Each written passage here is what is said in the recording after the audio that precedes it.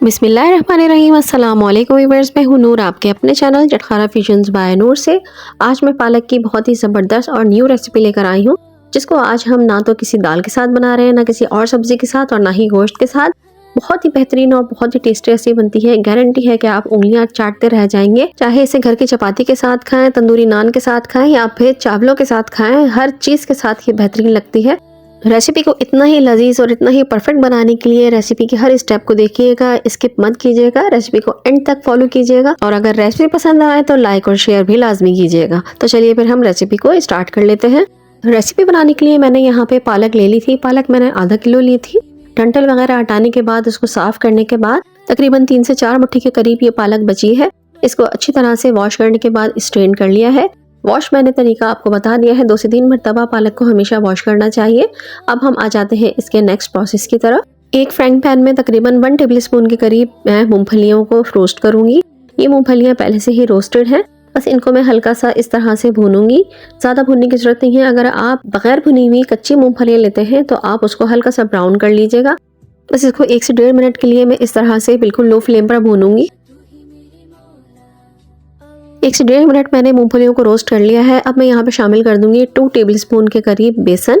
बेसन को भी हम मूंगफली के साथ भुनेंगे। बेसन को भी हम 1 से 2 मिनट के लिए भूनेंगे, जब तक बेसन में से भीनी भीनी खुशबू नहीं आने लगती। बेसन को हमने हल्की आंच पर इस तरह से भूनते रहना है। बहुत ही ज़बरदस्त और बहुत ही मज़ेदार ये रेसिपी बनकर रेडी होती है। इसे ज़रूर ट्राई करिएगा।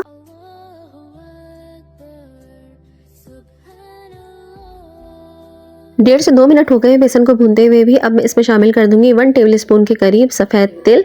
तिल से बहुत अच्छा टेस्ट आता है और तिल हेल्दी भी बहुत होते हैं। ये रेसिपी मैं बहुत कम तेल में बनाऊंगी। आप देखेंगे कि मैंने कितना कम तेल इसमें इस्तेमाल किया है, लेकिन ये रेसिपी बहुत हेल्दी बनकर रेडी होती है। तिल शामिल करने के बाद भी कुछ सेकंड्स के लिए मैं इनको भूनूंगी। इस वक्त तक बेसन की बहुत ही मज़ेदार सी खुशबू आना शुरू हो चुकी है। बस कुछ सेकंड्स के लिए मैं इसको और मज़ीद भूनूंगी।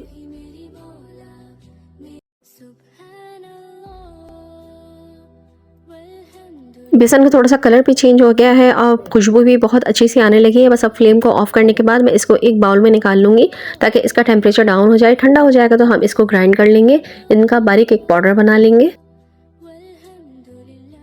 अब एक फ्राइंग पैन में 1 टेबलस्पून के करीब मैंने यहाँ पे ऑयल शामिल कर दिया है। 1 टेबलस्पून से ज़्यादा ऑयल मैंने इसमें नहीं शामिल किया है। अब मैं यहाँ पे तकरीबन 1 टेबलस्पून के करीब ही डाल दूंगी बटर।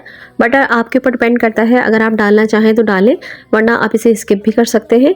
इसकी जगह आप 2 टेबलस्पून ही ऑयल शामिल कर लीजिएगा। अगर बटर ही आप यूज़ करेंगे तो इससे ज़रा अच्छा टेस्ट आ जाता है और बहुत सौंधी सौंधी सी हमारी ये पालक की रेसिपी बन के रेडी होती है।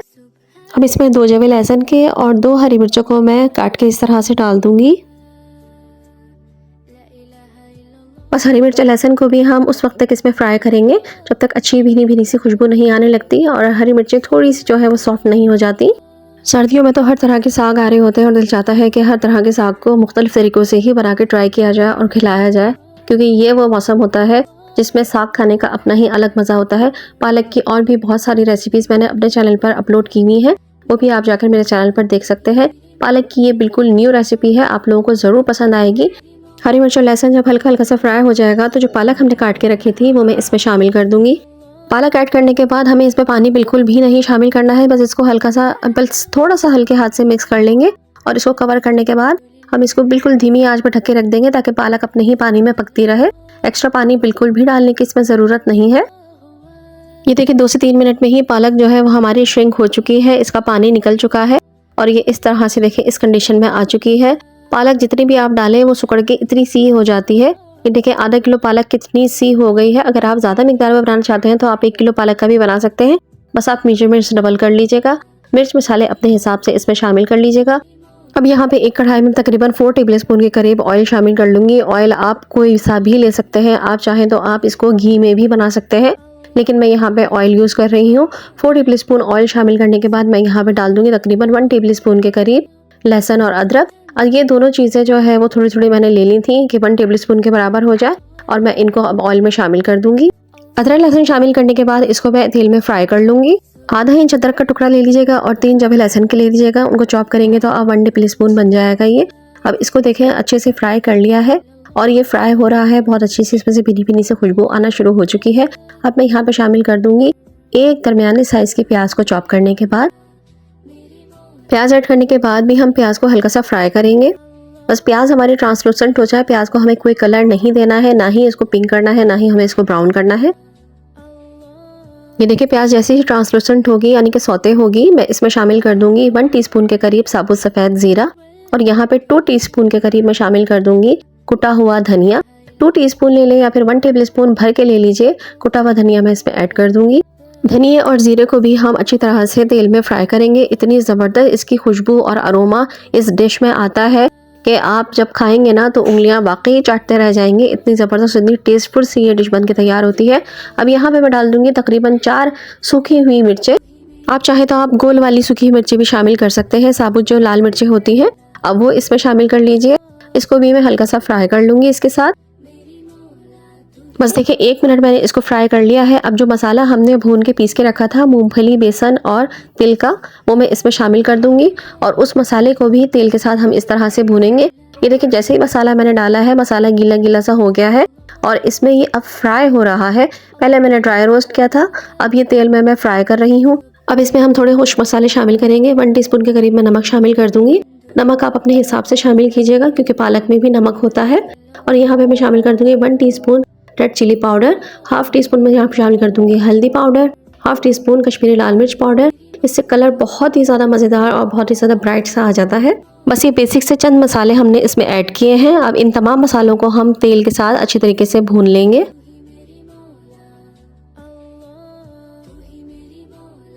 अब 2 दरमियाने साइज़ के टमाटरों को छोटा छोटा काटने के बाद मैं इसमें शामिल कर दूंगी और इसको भी हम अच्छे से मिक्स कर लेंगे।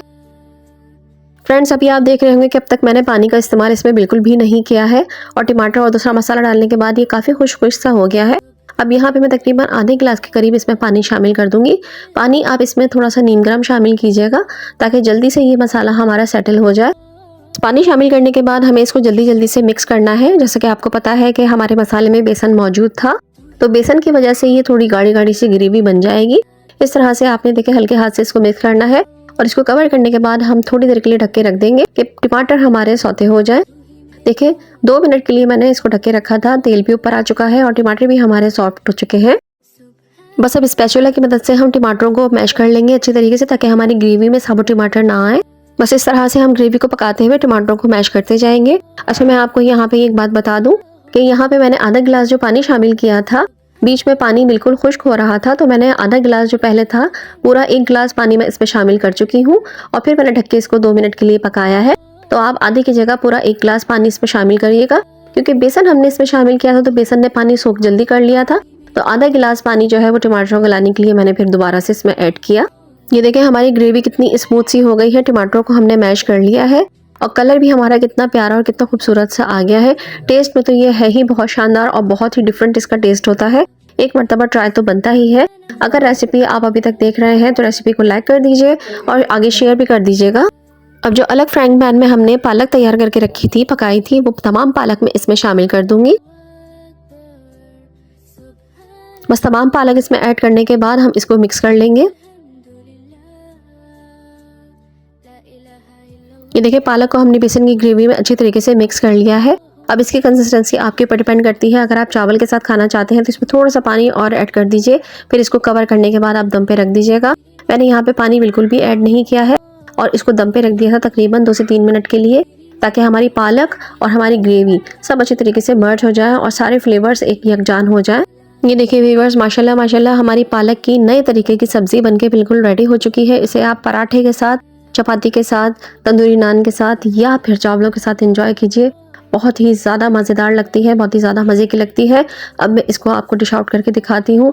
बहुत ही मज़ेदार सी रेसिपी है और वर्थ ट्राइंग रेसिपी है। इसे ज़रूर ट्राई करिएगा। कुछ नया, कुछ डिफरेंट हमेशा ट्राई करते रहना चाहिए। तो वो लोग जो मेरी इस बात से मुत्तफ़िक है, इस बात से एग्री करते हैं, मुझे कमेंट बॉक्स में ज़रूर बताइएगा कि मुख्तलिफ़ किस्म की सब्जियों को मुख्तलिफ़ तरीके से ट्राई ज़रूर करते रहना चाहिए ताकि घर वाले ज़्यादा से ज़्यादा सब्जियाँ भी इंजॉय कर सकें। ये लीजिए व्यूअर्स माशाल्लाह माशाल्लाह अल्हम्दुलिल्लाह सुभान अल्लाह हमारी मज़ेदार से नए तरीके से यूनिक स्टाइल में पालक और बेसन की सब्ज़ी बनके बिल्कुल रेडी हो चुकी है। अब इसको हम थोड़ा सा ऊपर से मक्खन से गार्निश कर देंगे। आप चाहें तो आप कीजिए, नहीं चाहें तो ये ऑप्शनल है। बस ज़रा सी इससे खूबसूरती आ जाती है।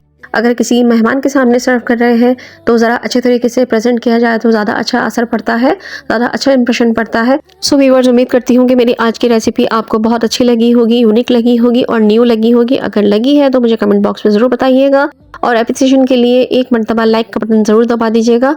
इसके अलावा आगे शेयर भी कर दीजिएगा। और अगर आप फर्स्ट टाइम मेरी वीडियो देख रहे हैं, पहली मरतबा मेरे चैनल पर आए हैं तो please do subscribe my channel.